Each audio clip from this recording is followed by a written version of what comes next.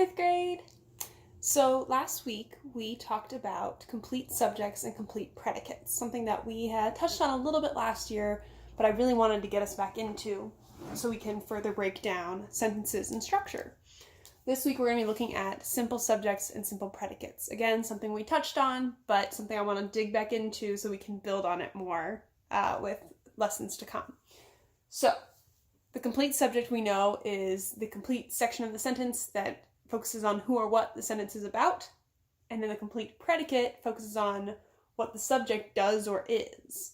So, an example could be any one of these. My teacher, Mrs. L, sings a lot. The complete subject would be my teacher, Mrs. L, and the complete predicate would be sings a lot. Today, we're going to be looking at the simple subject and the simple predicate. So, what are they? Simple subject is the most important word of the complete subject. This is not subjective. This is not something that you decide.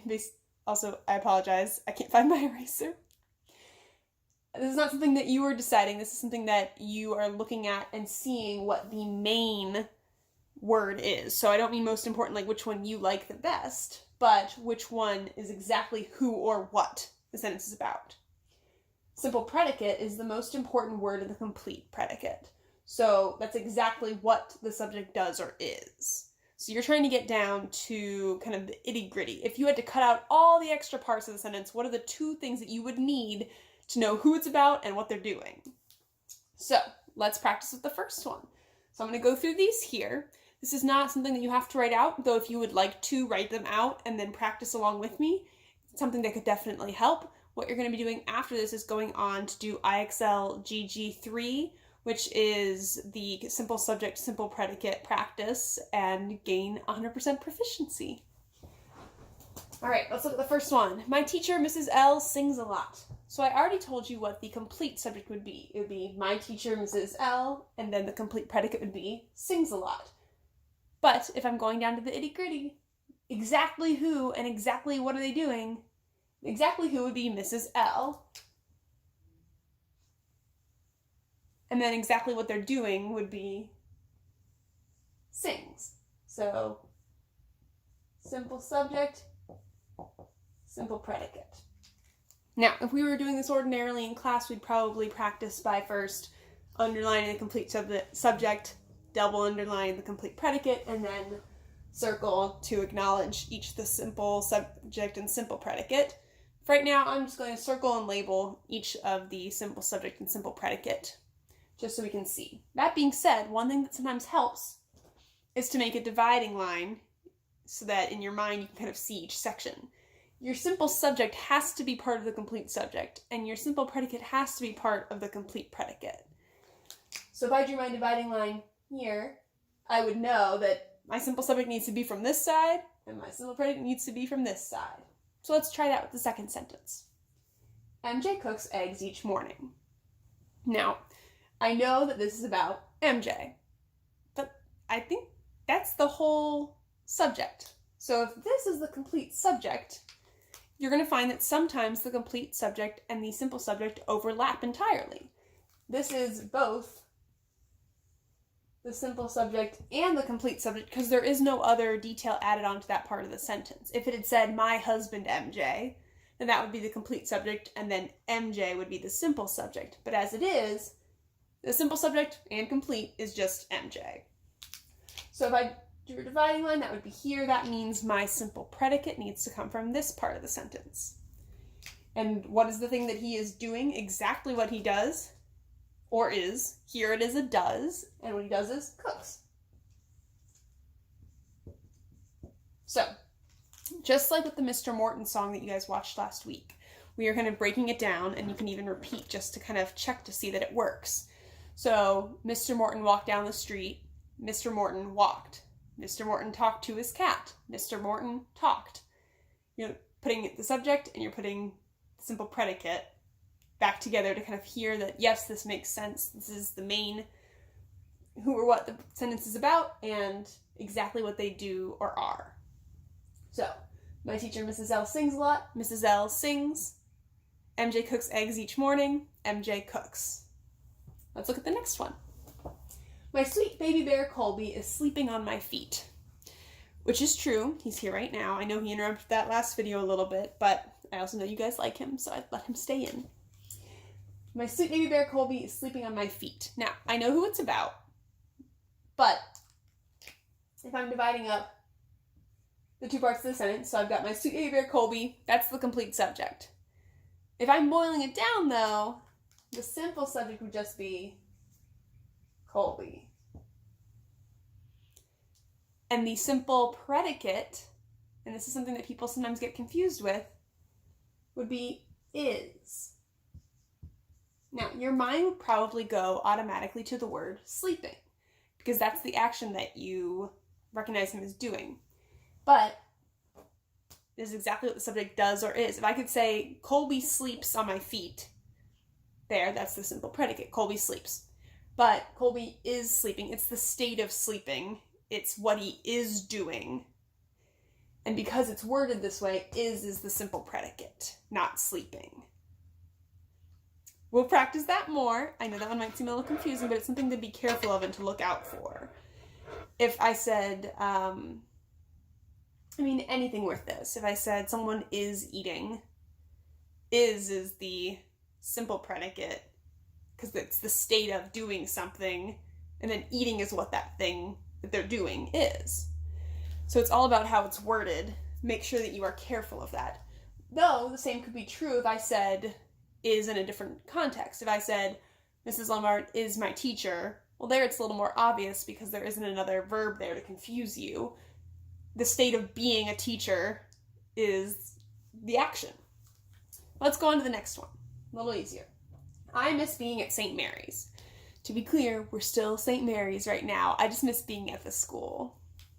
I like our classroom a lot. Oops. Sorry, I think I moved it. There we go. I miss being at St. Mary's. So, right now is another example of when the complete subject and complete predicate will overlap.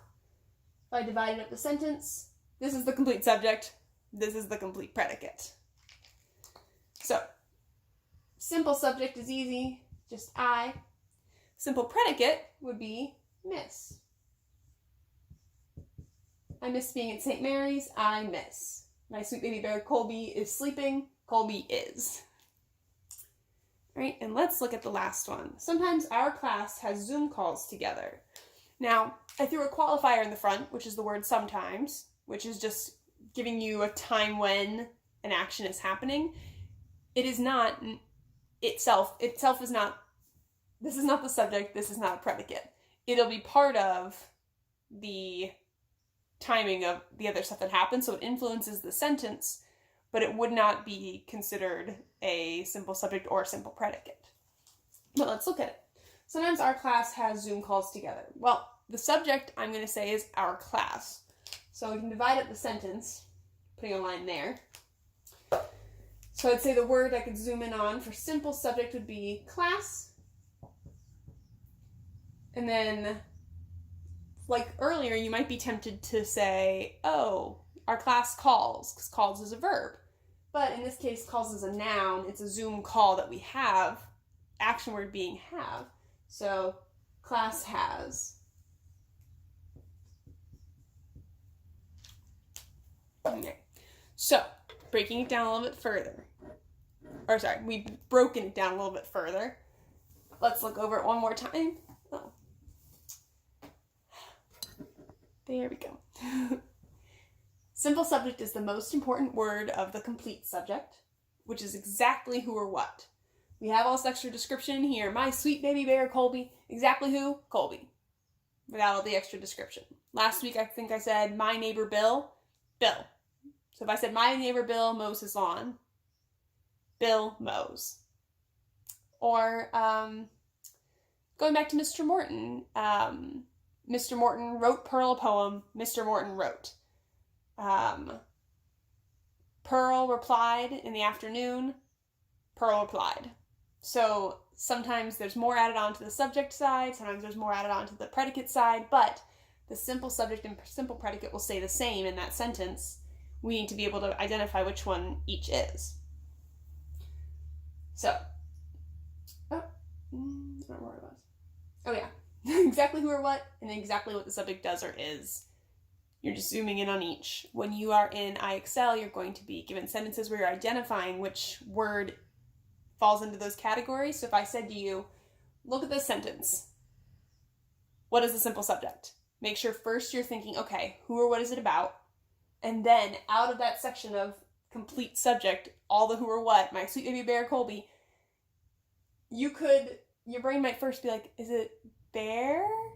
But then you'll see, okay, the name, if I was going to just describe it really quickly to you, Colby is. Which doesn't come off as a real sentence, obviously, but that's because you need more detail about what he is doing. It's just the state of doing something. MJ Cooks makes a lot more sense on its own. So, you're looking for simple subject, which is exactly who it's about or what it's about. I guess I threw a what in here at the end with class. And then simple predicate, exactly what the subject does or is. Class has, I miss, Colby is, MJ cooks, Miss L sings. You're zooming in on those particulars. If you guys need any help with this, I am happy to offer you more practice or talk you through it a little further if you need. You can email me and we can schedule a time where I can call or video you to help out.